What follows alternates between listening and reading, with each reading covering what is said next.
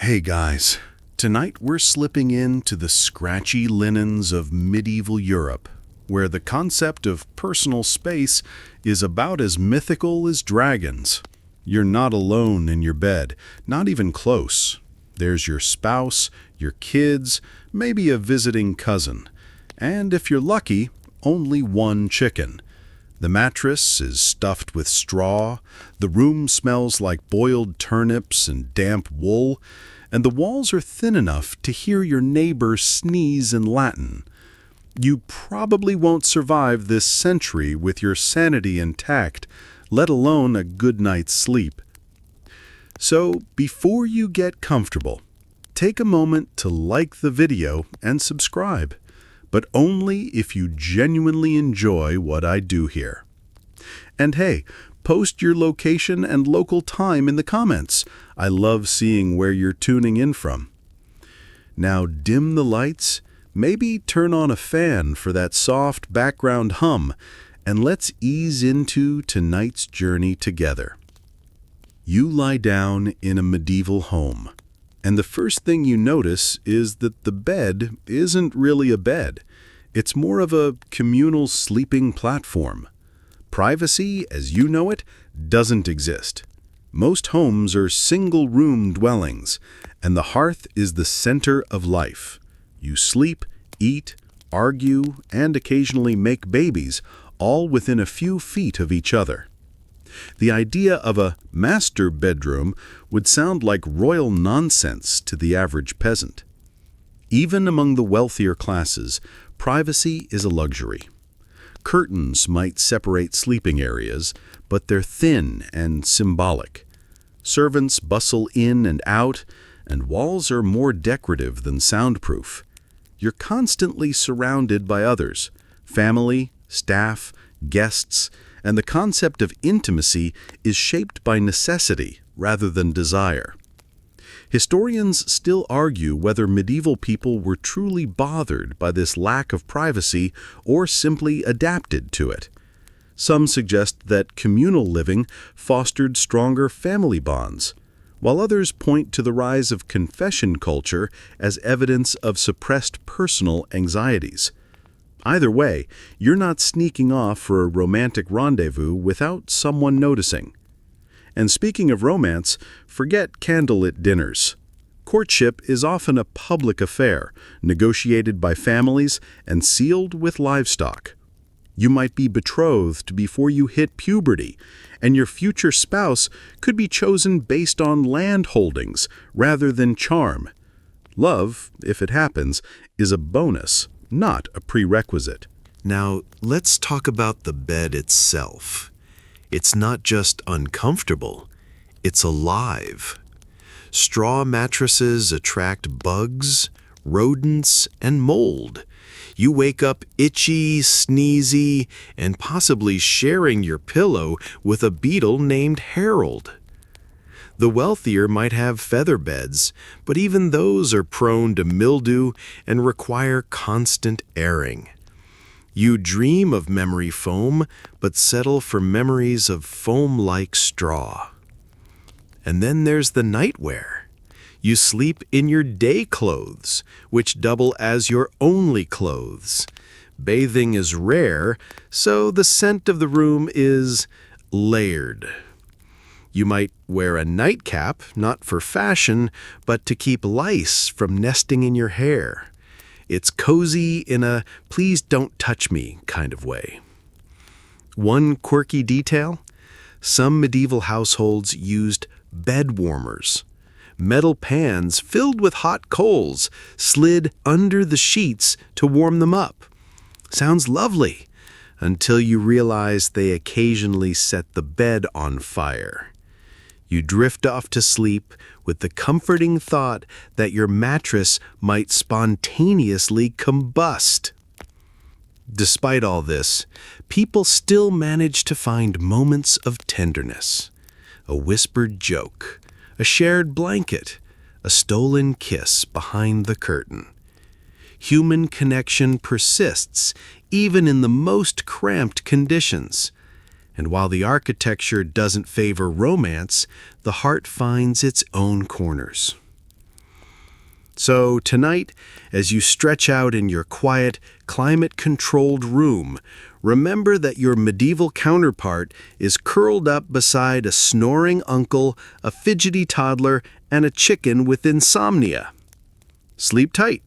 You wake up to the sound of church bells, not because you're religious, but because they dictate everything, including when you're allowed to be intimate.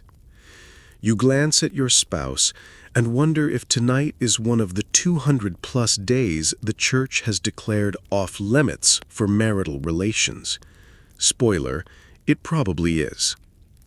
The medieval church doesn't just frown upon sex, it micromanages it.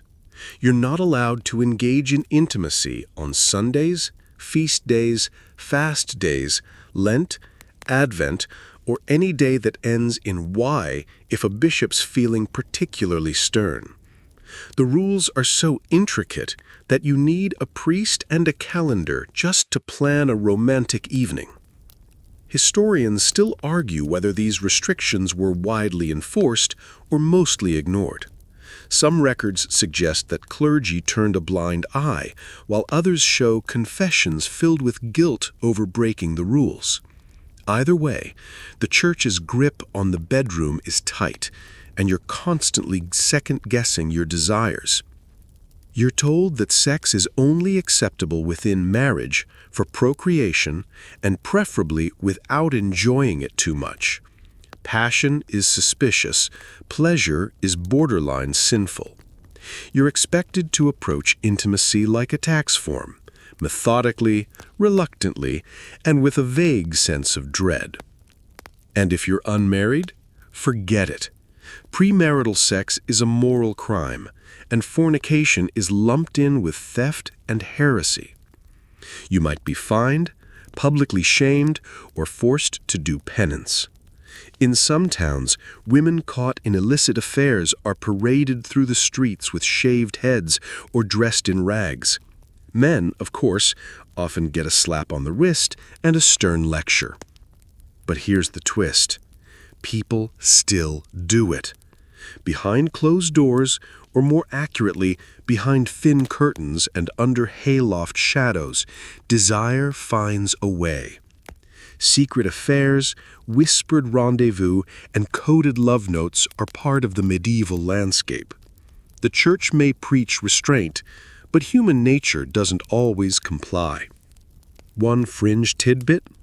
Some penitential manuals, basically medieval sin guidebooks, list specific sexual acts and assign penance durations. You could be told to fast for 40 days for one act and 15 for another. It's like a spiritual menu of guilt with complete calorie counts. You also learn that certain positions are considered more sinful than others. Missionary is safest, while anything creative is frowned upon. The church's obsession with regulating bodies borders on surreal, and you start to wonder if some monks were just really bored. Confession becomes a psychological outlet. You kneel before a priest and spill your secrets, hoping for absolution. The priest listens, nods, and assigns penance, sometimes harsh, sometimes oddly lenient. It's intimate in its own way, a strange blend of therapy and surveillance. And then there's the fear of hell. You're told that lust leads to eternal damnation, that impure thoughts are dangerous, and even dreaming about someone can be sinful. You wake up guilty, unsure whether your subconscious betrayed you. Despite all this, medieval people aren't robots. They fall in love, they flirt, and sneak kisses in the market. The church may set the rules, but enforcement is patchy, and loopholes abound. You learn to navigate the system, to balance faith with feeling, and to find joy in small rebellions. So, tonight, as you drift off, imagine living in a world where intimacy is a moral minefield, where desire is both natural and forbidden, and where even your dreams might need confession. Sleep well, and maybe say a quick prayer. just in case. You're walking through a medieval town square when you hear a rumor. Someone's been locked into a chastity belt. You picture iron underwear, padlocks, and a key held by a jealous husband. But then you blink, because the reality is far less theatrical and far more debated. Historians still argue whether chastity belts were ever widely used or mostly symbolic. Some claim they were real tools of control. Others insist they were satirical inventions or Renaissance-era jokes. You're left wondering if the clink of metal beneath the tunic was ever more than a metaphor. You examine one in a museum, cold, heavy, and wildly impractical. The idea that someone wore this for weeks, months, or years seems absurd. Hygiene alone would be a nightmare. But the myth persists, fueled by Victorian imaginations and modern misunderstandings. Still, the fear of temptation is real. You live in a world where lust is dangerous, where women's bodies are policed, and where honor is tied to chastity. Families guard daughters like treasure chests, and marriages are often sealed with virginity as currency. You hear stories of secret affairs, lovers meeting in barns, exchanging coded messages, bribing servants to look the other way. Privacy is rare, but creativity thrives. A wink across the pew, a touch during a dance, a rendezvous behind the bakery. Desire finds cracks in the system. One quirky detail: some medieval love spells involved baking bread with a drop of blood or whispering incantations over herbs. You imagine someone stirring soup while chanting Latin, hoping their crush will fall madly in love after the first spoonful. You also learn about courtly love, a poetic tradition where knights adore unattainable ladies, writing verses about longing and virtue. It's romantic, dramatic, and often completely disconnected from real relationships. You're more likely to woo someone with a goat than a sonnet. And then there's the church again, watching from the shadows. Adultery is a sin, but enforcement varies. Nobles might get away with it, while peasants face public shame. You hear of women accused of infidelity being forced to drink bitter potions or walk barefoot through town. Men, meanwhile, often escape with a fine. But not always. One fringe case involves a nobleman caught in an affair who's sentenced to wear a heavy iron collar for a year. He turns it into a fashion statement, engraving it with poetry and attending feasts like nothing happened. You admire the audacity. You also discover that some monasteries kept records of sexual confessions, anonymous, detailed, and surprisingly candid. These documents reveal a world of hidden desires, forbidden acts, and the constant tension between faith and flesh. Despite the rules, people crave connection. You see it in stolen glances, in secret gifts, in the way someone lingers a moment too long at the well. The human heart doesn't care about doctrine. It beats for warmth, for touch, for love. So tonight, as you settle into your quiet space, think of the medieval lovers who risked shame for a kiss, who defied iron belts with clever tricks, and who found intimacy in a world that tried to suppress it. Sleep softly, and maybe dream of a time when love was both dangerous and divine. You're standing in a medieval village square, clutching a piglet and a pouch of silver, because tonight you're proposing, not with roses or a ring, but with livestock, land deeds, and a handshake that seals your fate. Courtship isn't about butterflies, it's about contracts. Marriage in the Middle Ages is a business deal first, a romantic venture second, if at all. You don't marry for love, you marry for alliances, property, and social stability. Your parents negotiate the terms, and your feelings are politely ignored. You're a pawn in a game of generational strategy. Historians still argue whether medieval couples found happiness in these arrangements, or simply endured them. Some letters suggest genuine affection blossomed over time, while others read like legal memos with a side of passive aggression. Either way, you're not swiping right, you're signing on the dotted line. Dowries are the currency of commitment. You offer goats, grain, or a patch of land to prove your worth. The bride's family contributes too, maybe a chest of linens, a cow, or a small fortune if they're wealthy. The exchange is formal, witnessed, and sometimes notarized. You're not just marrying a person, you're merging assets. One quirky detail? In some regions, couples could marry simply by declaring their intent in front of witnesses, no priest required. It's called hand fasting, and it's legally binding.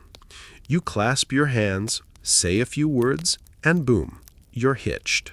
No cake, no DJ, just a verbal contract and maybe a celebratory ale.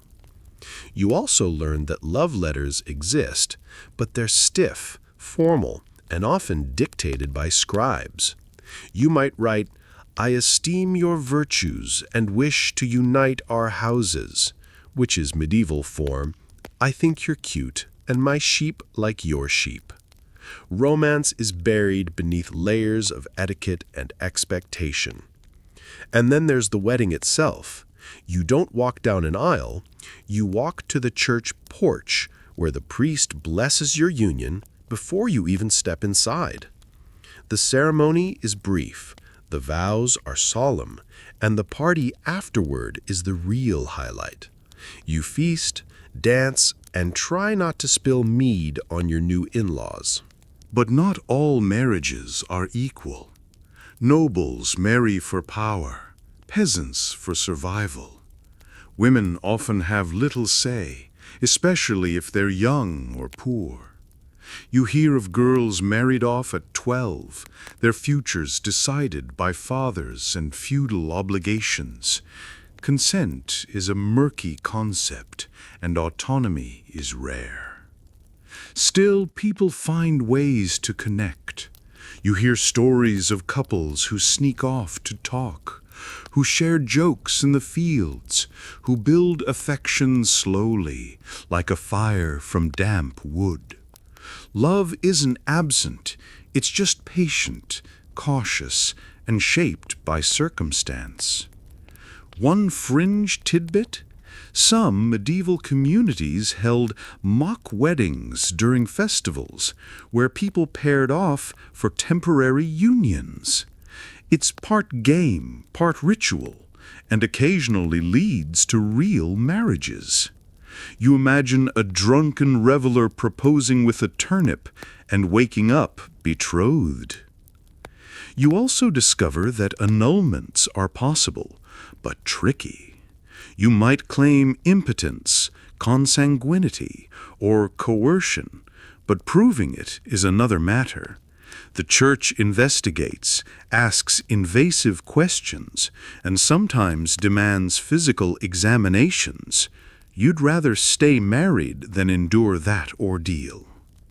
So tonight, as you drift into sleep, picture yourself in a wool tunic, offering a goat to your beloved, hoping the dowry's enough and the priest isn't too hungover. Courtship may be transactional, but beneath the contracts and livestock, the human heart still beats. Sweet dreams, and may your imaginary medieval marriage be slightly less awkward than reality. You're shipwrecked off the coast of Athens, soaked, shivering, and existentially confused. That's how Zeno of Citium begins his philosophical journey, and yours. You trudge into a dusty bookstore, dripping seawater onto scrolls, and ask the owner what to read if you've lost everything. He hands you a copy of Socrates' greatest hits, and just like that, Stoicism is born. Zeno doesn't start with serenity, he starts with chaos. His fortune is gone, his ship is gone, and his future is a blank parchment. But instead of despairing, he leans into logic, virtue, and the idea that you can't control the storm, only your response to it. You nod, because that sounds suspiciously like your last group chat. Historians still argue whether Zeno's teachings were revolutionary or just a remix of older ideas. He borrows from cynics, adds a dash of Socratic sass, and wraps it all in a philosophy that's equal parts grit and grace. You imagine him pacing the painted porch in Athens, lecturing barefoot, occasionally stopping to swat flies and ponder fate. One quirky detail: Zeno's students were known for their endurance.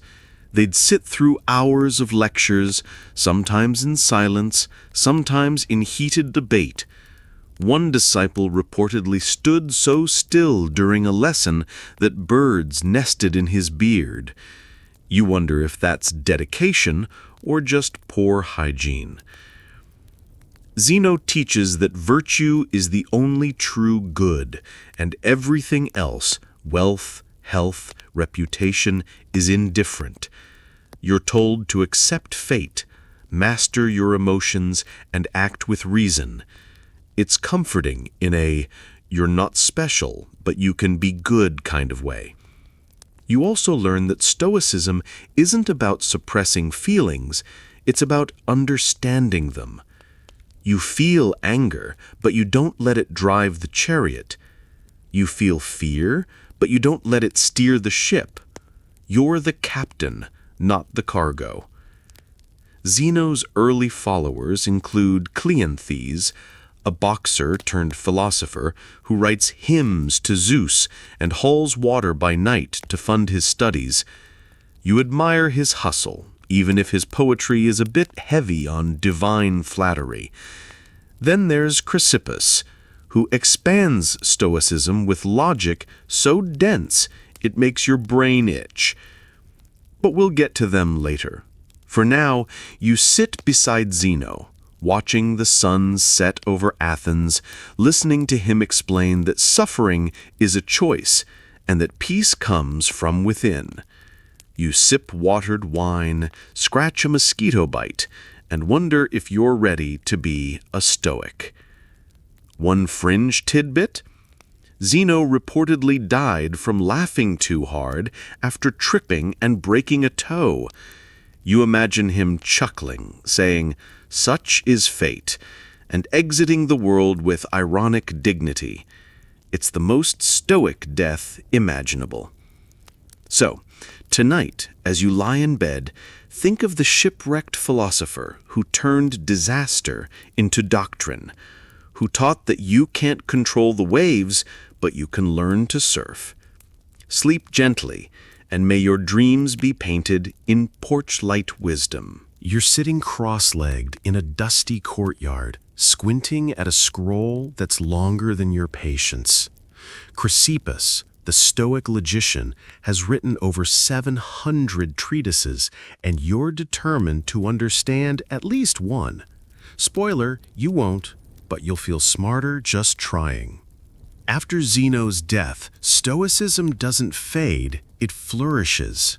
Cleanthes, his successor, is a man of muscle and metaphors. He writes hymns to Zeus, lifts water jugs for a living, and insists that virtue is like a well-trained athlete, strong, disciplined, and slightly sweaty. You nod, wondering if your gym membership counts as moral progress. Historians still argue whether Cleanthes was a philosophical heavyweight or just a poetic placeholder. His writings are sparse, but his influence is solid. He keeps the school alive, teaches with passion, and sets the stage for Chrysippus, the real intellectual engine of Stoicism. Chrysippus arrives like a caffeinated librarian. He's obsessed with logic, paradoxes, and the idea that everything can be explained if you just diagram it enough. You try to follow his syllogisms, but they twist like pretzels. One famous example: if you say something, it passes through your lips. You say wagon, therefore a wagon passes through your lips. You blink. He's serious. One quirky detail: Chrysippus reportedly died from laughing at a drunken donkey eating figs. You picture him chuckling, wheezing, and collapsing in philosophical bliss. It's oddly poetic. Stoicism's great logician undone by absurdity. Chrysippus expands Stoicism into a full-blown system. He divides it into three parts: logic, physics, and ethics. Logic teaches you how to think clearly. Physics explains the universe as a rational, ordered whole. Ethics shows you how to live virtuously within that universe. You're told to align your soul with nature, which sounds lovely until nature throws a thunderstorm at your picnic. You also learn that Stoics believe in determinism. Everything happens according to fate, and your job is to accept it with grace. You stub your toe, fate. You lose your job, fate. You find a fig-eating donkey hilarious, also fate. But Stoicism isn't passive. You're not supposed to sit around like a philosophical doormat. You act with intention, pursue virtue, and resist vice. You just don't freak out when things go wrong. You're the calm in the chaos, the eye of the existential hurricane. One fringe tidbit: Chrysippus was so prolific that later scholars joked he wrote more than he read. His scrolls filled libraries, and his influence shaped Stoicism for centuries.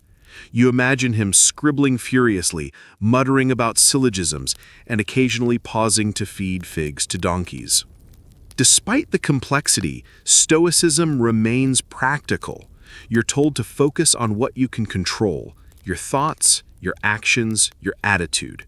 Everything else is noise. You stop worrying about the weather, your neighbor's opinion, or the price of turnips. You breathe, reflect, and choose virtue. So tonight, as you drift off, picture yourself in a sunlit courtyard, surrounded by scrolls, sipping watered wine, and trying to make sense of Chrysippus's logic. You may not understand every syllogism, but you'll sleep a little wiser, a little calmer, and maybe, just maybe, with a fig-eating donkey in your dreams. You wake to the sound of sandals scuffing marble. The courtyard is quiet, but the Stoic school is buzzing. Figuratively, of course. You're now in the Roman era, where Stoicism trades its Greek tunic for a Roman toga and gets a fresh coat of imperial gravitas. Enter Seneca, philosopher, playwright, and part-time political survivor. He's Nero's tutor, which is like being hired to teach ethics to a volcano. You read his letters, written in crisp Latin, and they feel eerily modern.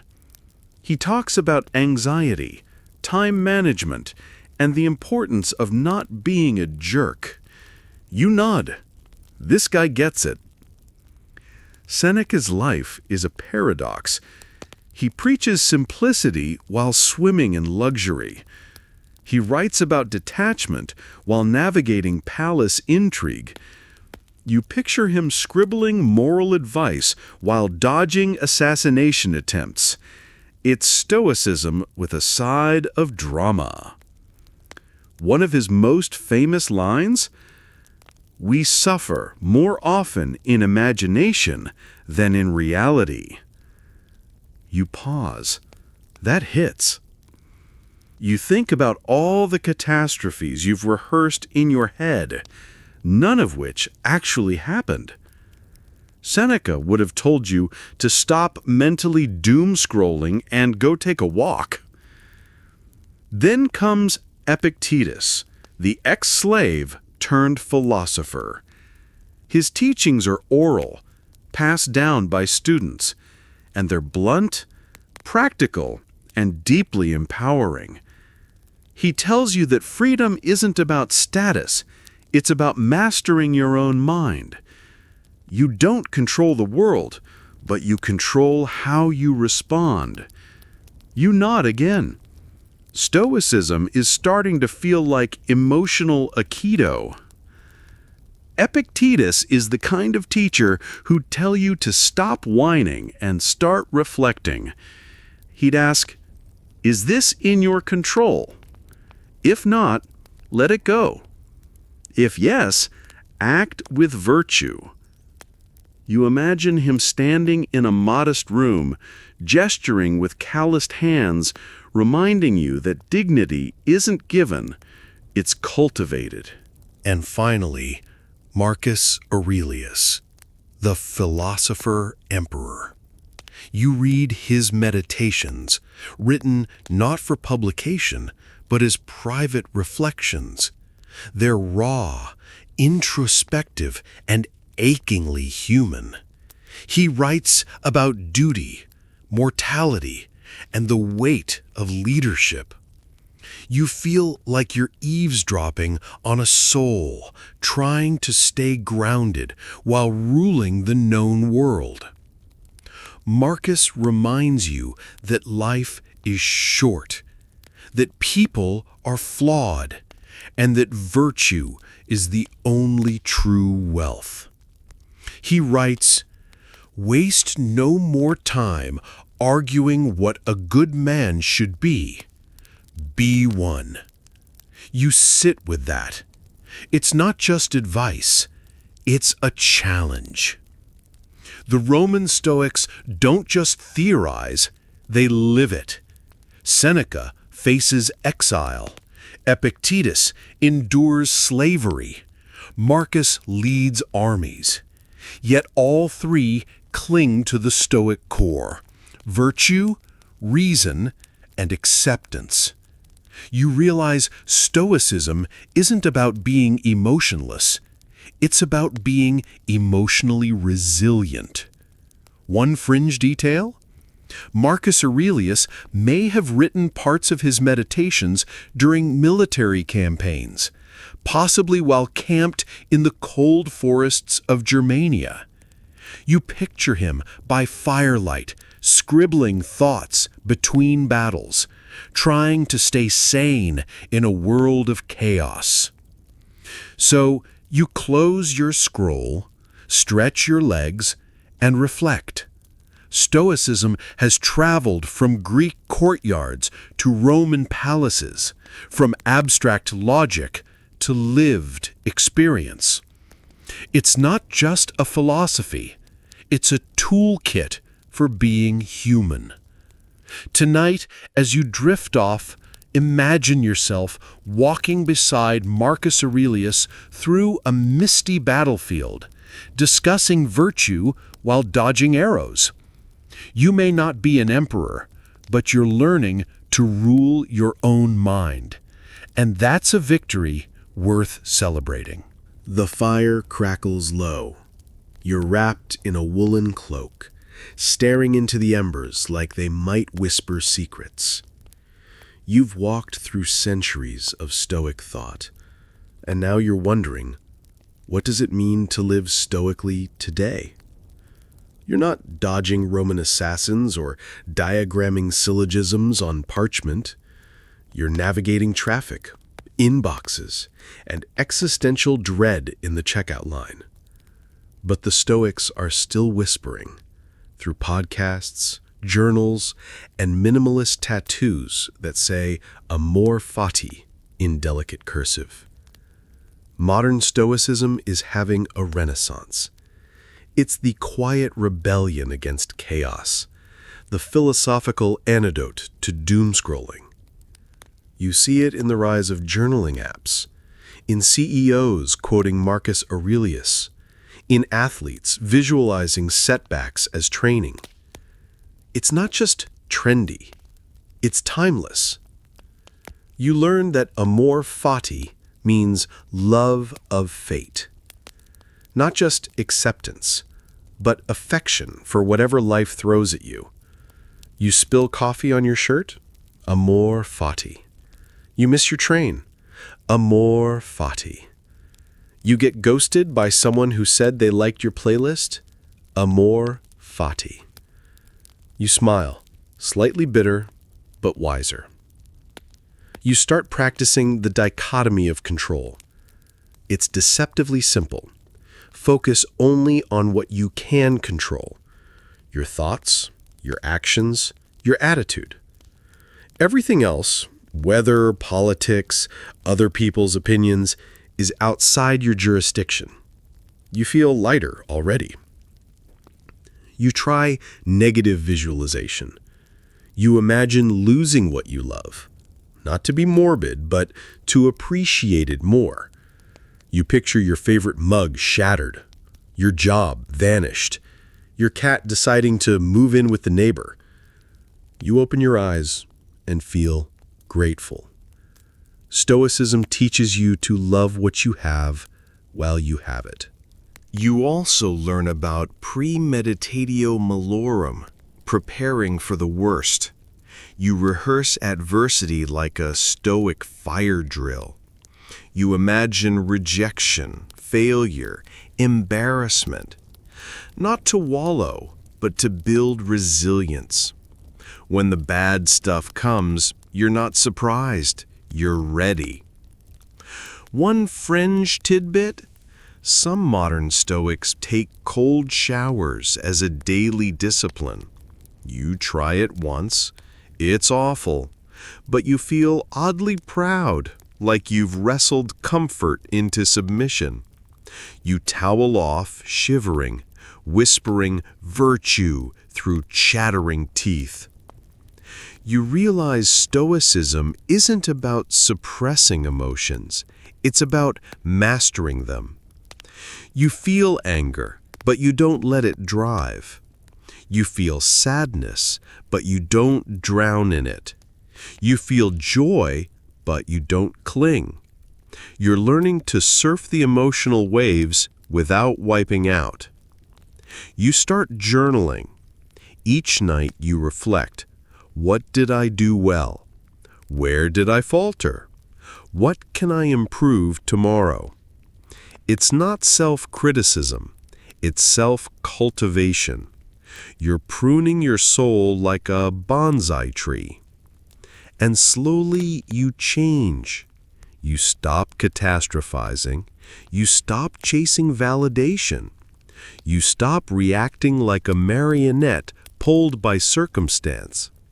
You become the calm in the storm, the eye in the whirlwind, the fig-eating donkey of your own destiny. So tonight, as you drift off, imagine yourself in a quiet room, candle flickering, writing your own meditations.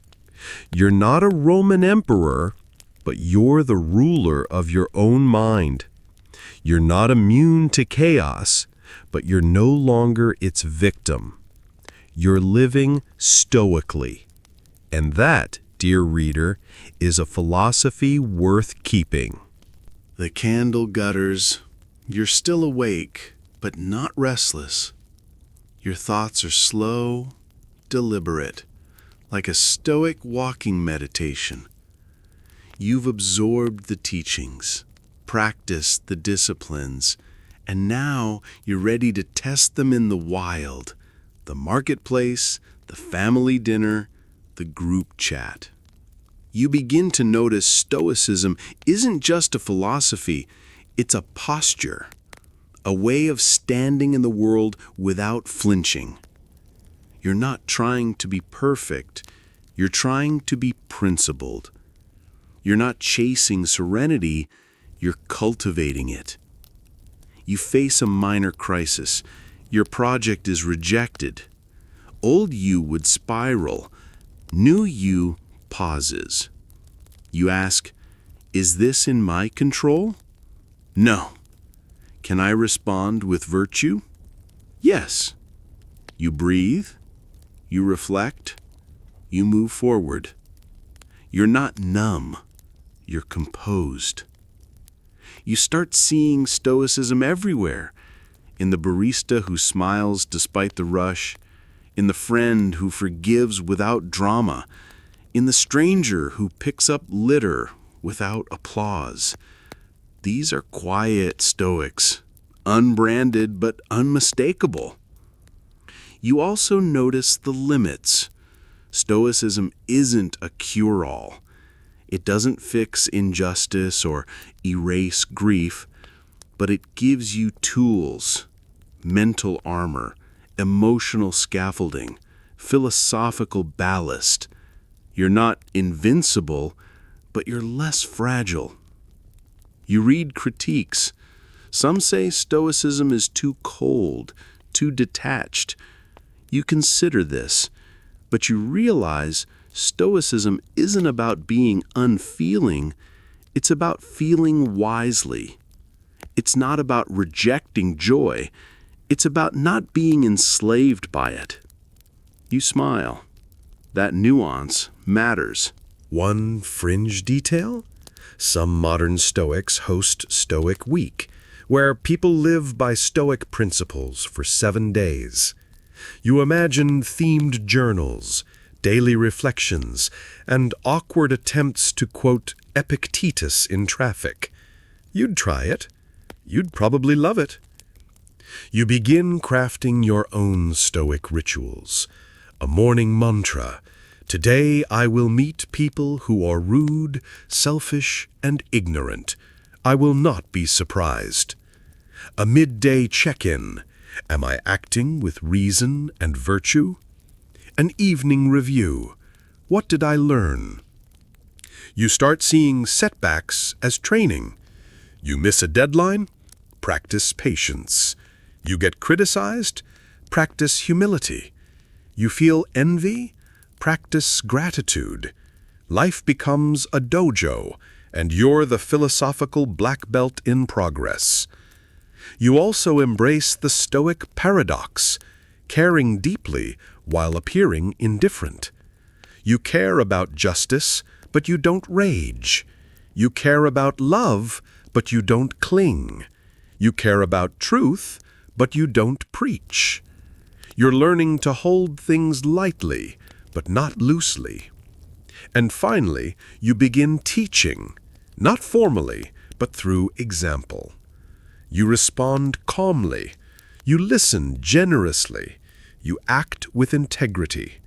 People notice. They ask, "How are you so grounded?" You smile. You say, "I've been studying donkeys and virtue." So tonight, as you drift off, imagine yourself walking through a bustling city, unshaken by noise, unbothered by chaos, quietly practicing the art of living. You're not perfect, you're not finished, but you're on the path. And that path, lit by ancient wisdom and modern courage, is yours to walk, one virtuous step at a time. The city hums around you. Neon signs flicker like modern torches, and the air smells faintly of rain and roasted peanuts. You're walking home, earbuds in, listening to a podcast where someone quotes Marcus Aurelius between ads for ergonomic chairs. It's surreal. It's Stoicism in the age of algorithms. You begin to wonder, what would the ancient Stoics make of your world? Would Epictetus approve of your screen time? Would Seneca write essays about inbox zero? Would Chrysippus diagram memes? You chuckle. Probably. But the core remains. The Stoic virtues, wisdom, courage, justice, temperance, still apply. You just wield them differently. You show courage by setting boundaries. You show justice by tipping generously. You show temperance by not rage posting. You show wisdom by pausing before you speak. You start seeing your life as a scroll in progress. Each day a new entry. Some messy, some profound. You're not chasing perfection, you're cultivating character. You're not avoiding pain, you're learning from it. You're not escaping fate, you're befriending it. You also begin to notice the quiet joy of Stoicism, not the ecstatic kind, but the steady warmth of self-mastery.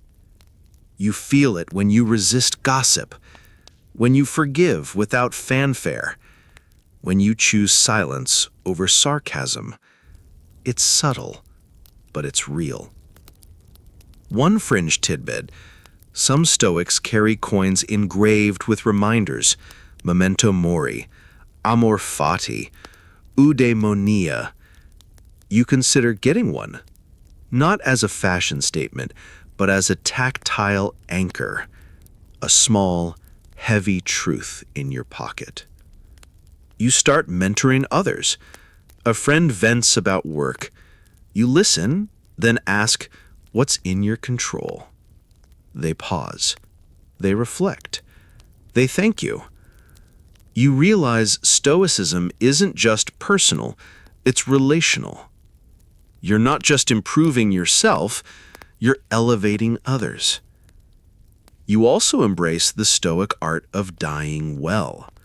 Not morbidly, but mindfully. You reflect on mortality, not to despair, but to prioritize. You stop postponing joy. You stop hoarding apologies. You stop fearing the end. You live more fully because you know it's finite. And finally, you begin crafting your own Stoic legacy. Not a monument, but a memory. You want people to say, they were calm in chaos, kind in conflict, wise in silence. You want your life to echo the virtues you practiced. So tonight, as you drift off, imagine yourself as a modern Stoic, scroll in hand, virtue in heart, walking through a world that needs your steadiness. You're not ancient, but you're timeless. You're not perfect, but you're principled. You're not finished, but you're flourishing. The morning light creeps in like a soft reminder. You stretch, not just your limbs, but your intentions. Today is another chance to practice Stoicism, not as a performance, but as a quiet discipline. You're not here to impress, you're here to improve. You begin with a ritual, a single breath, a single thought. Let me meet this day with reason.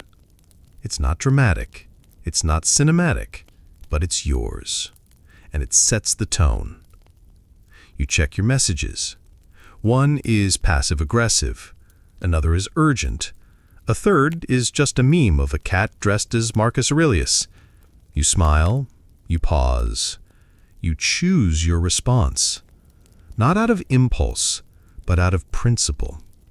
You're not reactive, you're reflective. You walk into a meeting. Someone interrupts you. You feel the flicker of irritation, but you remember Epictetus. If someone speaks ill of you, don't defend yourself. Just say, they don't know the rest. You let it go. You speak clearly. You leave with dignity. You face a setback. A plan falls through. A door closes. You feel the sting, but not the spiral. You whisper, amor fati. You pivot. You adapt. You move forward, not with bitterness, but with grace. You help someone, not because it's strategic, not because it's noticed, but because it's right. You hold the door. You offer your seat. You listen without fixing. You act justly, even when no one's watching, especially then. You reflect on your progress. You're not flawless. You still flinch. You still fumble. But you recover faster. You forgive sooner. You choose virtue more often. That's growth. That's Stoicism. One fringe tidbit? Some Stoics practice voluntary discomfort.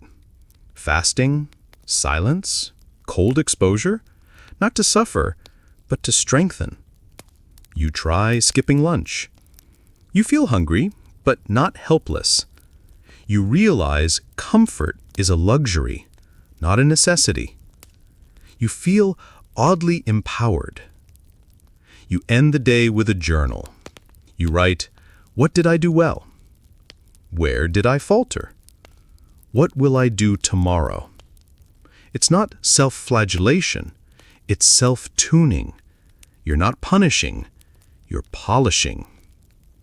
And as you close your journal, you feel it.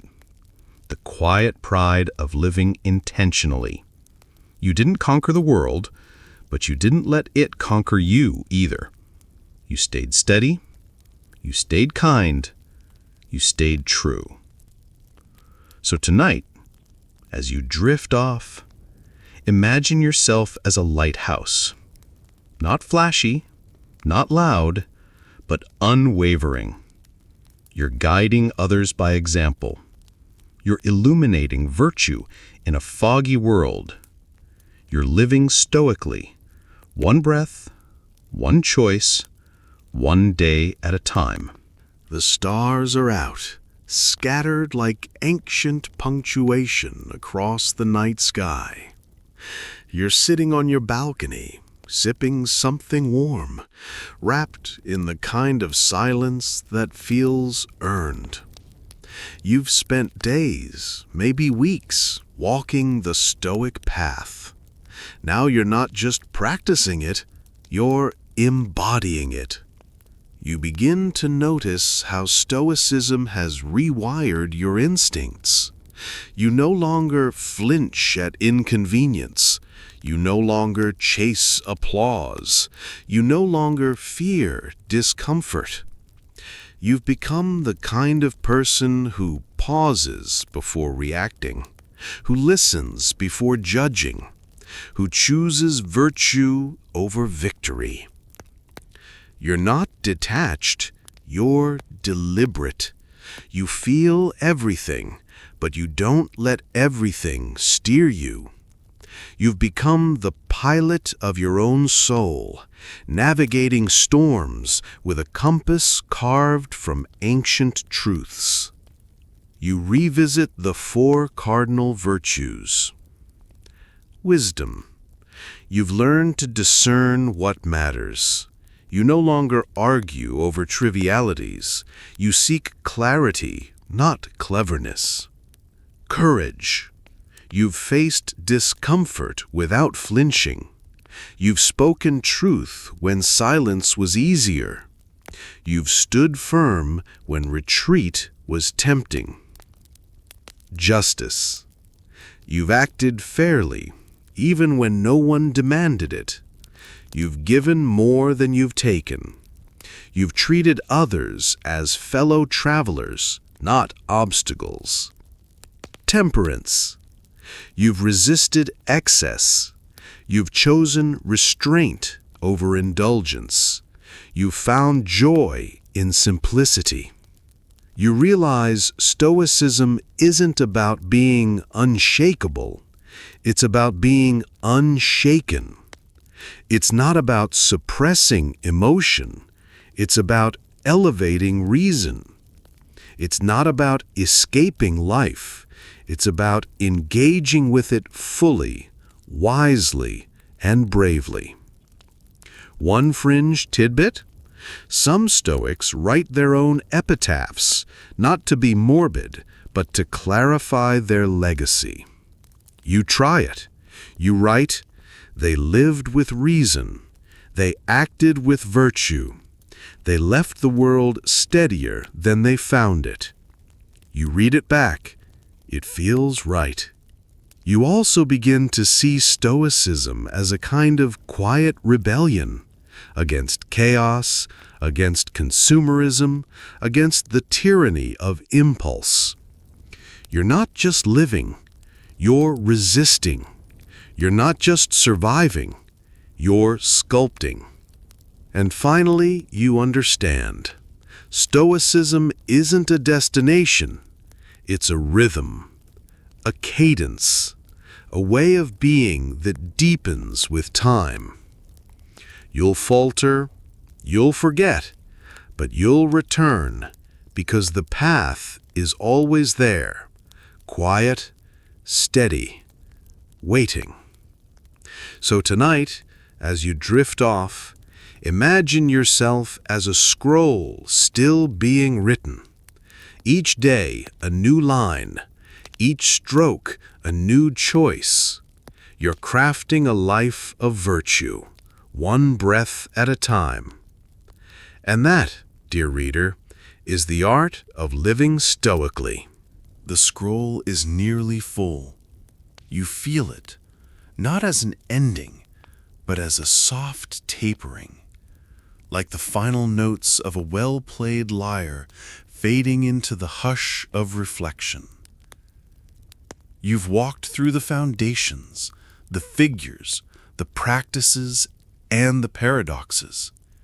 Now you arrive at the threshold of integration. You're no longer studying Stoicism, you're living it. Not perfectly, not performatively, but persistently. It's in your posture, your pauses, your priorities. It's in how you speak, how you listen, how you let go. You begin to see your life as a kind of philosophical mosaic, each moment a tile, some cracked, some gleaming, but together they form a pattern of intention. You're not chasing symmetry, you're cultivating coherence. You revisit your favorite Stoic phrases, not as quotes, but as mantras. The obstacle is the way. You no longer avoid difficulty, you shape yourself through it. It is not things that disturb us, but our judgments about them. You've learned to question your reactions before they become regrets. Waste no more time arguing what a good person should be. Be one. You've stopped theorizing. You've started embodying. You also begin to teach, not with lectures, but with presence. You become the calm voice in a heated room, the steady hand in a crisis, the quiet anchor in a sea of noise. People notice. They ask. You share. Not dogma, but direction. One fringe tidbit, some Stoics write death meditations, not to dwell, but to distill. You try it. You write, "If this were my last day, would I be proud of how I lived it?" You pause. You reflect. You adjust. Stoicism isn't about fearing death. It's about honoring life. And you also begin to see beauty differently, not in extravagance, but in essence. A chipped mug, a kind word, a well-timed silence. You find joy in restraint, elegance in simplicity, meaning in the mundane.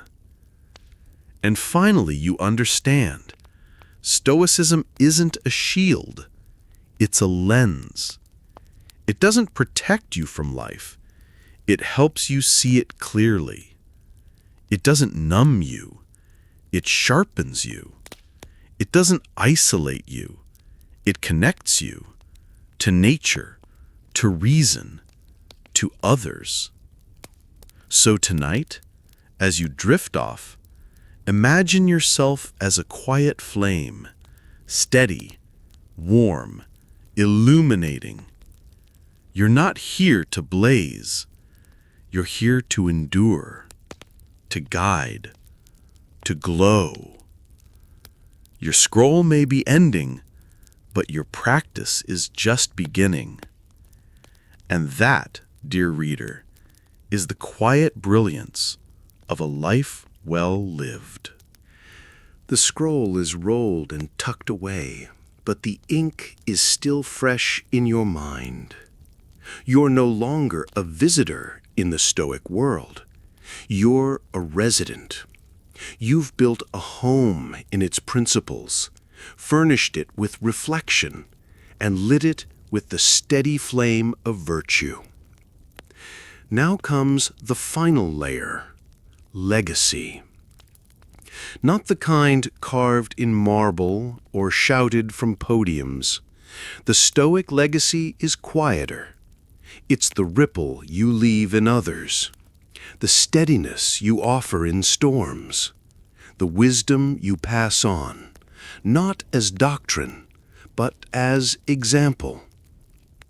You begin to think generationally. What habits will you model?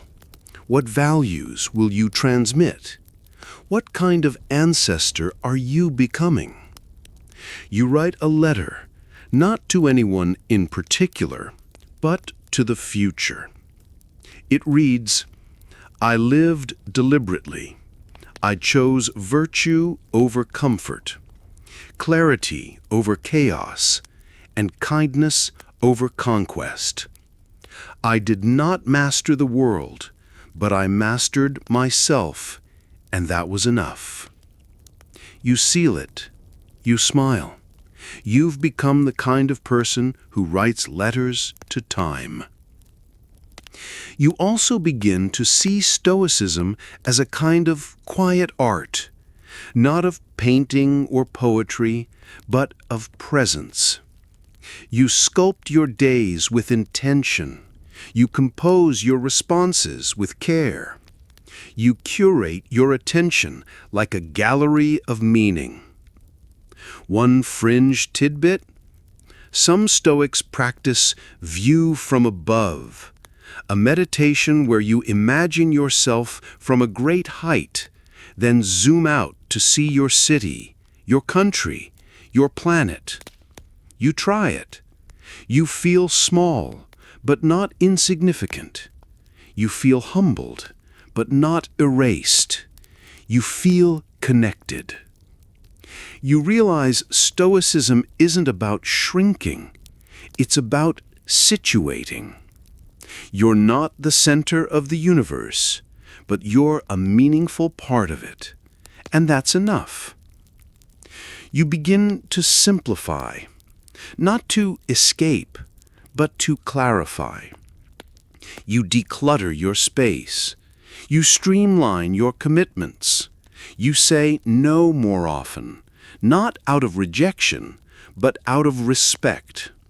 You're not hoarding time, you're honoring it. And finally, you begin to celebrate, not with fanfare, but with gratitude. You celebrate the quiet victories, the moment you didn't snap, the time you forgave, the day you chose virtue when no one was watching. So tonight, as you drift off, imagine yourself as a thread in a vast tapestry, woven with reason, dyed with virtue, stretched across centuries of wisdom. You're not the whole picture, but you're part of it. And that's beautiful. Your scroll may be complete, but your life is still unfolding. And that, dear reader, is the enduring grace of Stoicism. The night is velvet. You sit beneath it, not seeking answers, but resting in understanding. You've walked the Stoic path from ancient courtyards to modern cityscapes. You've met philosophers, wrestled paradoxes, practiced virtue, and written your own scrawl. Now, you arrive at the final threshold, not of ending, but of integration. You begin to see Stoicism not as a philosophy you carry, but as one that carries you, through grief, through joy, through the ordinary and the extraordinary. It's no longer something you study, it's something you are. You reflect on your transformation. You used to react, now you respond. You used to chase, now you choose. You used to fear, now you face. You've become the kind of person who doesn't just endure life, but elevates it. You revisit your Stoic toolkit. It's worn, but reliable. Impasse. The dichotomy of control, your compass in chaos. Clarify. Negative visualization, your lens for gratitude. Impasse. Voluntary discomfort, your forge for resilience. Enduring. Daily reflection, your mirror for growth. You've used these tools not to build walls, but to build wisdom. You're not armored, you're aligned. One fringe tidbit. Some Stoics end each day with a final rehearsal, imagining it was their last. Not to mourn, but to sharpen. You try it. You ask, if this were the end, would I be proud? You pause. You smile. You would. You begin to see Stoicism as a kind of quiet music, not loud, not flashy, but steady, a rhythm of reason, a melody of virtue, a harmony of humility. You're not the soloist, you're part of the symphony. You also begin to teach, not with words, but with presence. You become the calm in meetings, the clarity in conflict, the kindness in tension. People feel it. They don't always name it, but they remember it.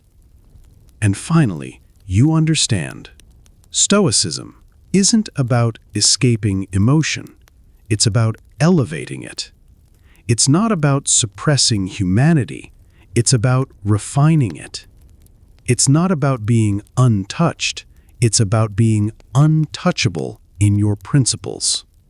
So, tonight, as you drift off, imagine yourself as a lantern in the dark, not blazing, but steady. You're illuminating the path for others, not by preaching, but by walking it.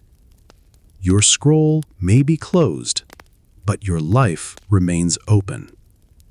And that, dear reader, is the quiet triumph of a Stoic soul.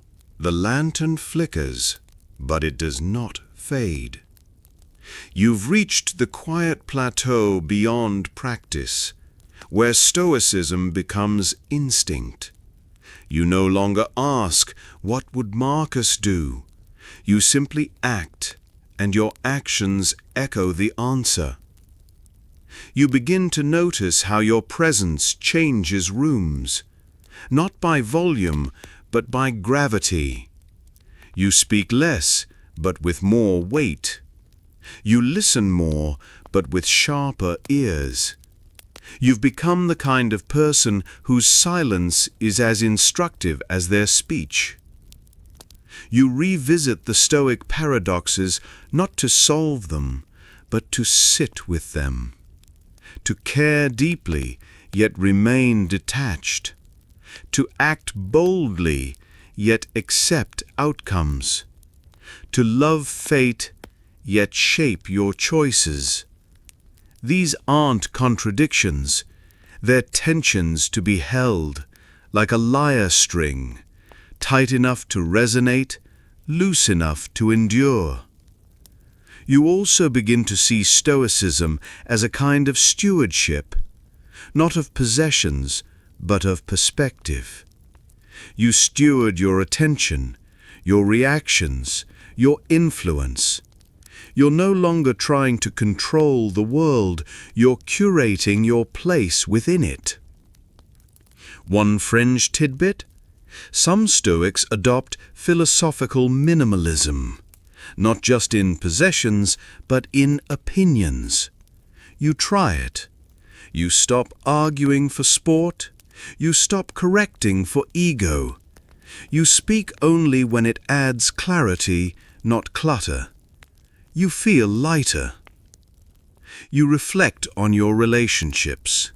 You're more patient, more present, more principled. You don't demand perfection. You invite growth. You don't cling. You connect. You don't fix. You witness. You've become the kind of person others feel safe around. You also begin to see time differently, not as a resource to manage, but as a gift to honor. You stop rushing. You start savoring. You stop multitasking. You start mono-living. You're not efficient. You're intentional. And finally, you begin to write again, not for legacy, but for clarity. You write, "I lived with steadiness. I chose virtue when it was hard. I forgave when it was quiet. I loved fate without flinching. I was not perfect, but I was present." You read it back.